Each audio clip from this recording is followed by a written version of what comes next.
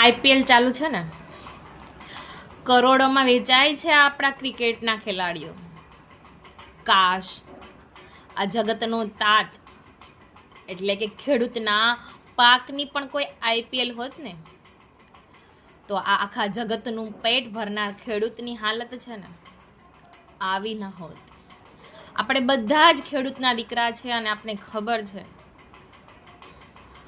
કે બસ કોઈની ત્યાં દાળીએ નથી જવું પડતું, બાકી કાંઈ જ નથી વધતું. એમાં જ કામીએ છે ને એમાં જ નાખીએ છે, બસ થોડું ખાવાનું થઈ જાય છે.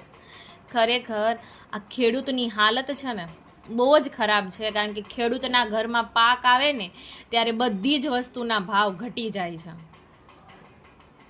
ખેડૂતના દીકરા હોય ને તો આ વિડીયોને શેર કરજો અને કેવો લાગ્યો ને કોમેન્ટ્સમાં જરૂરથી કહેજો.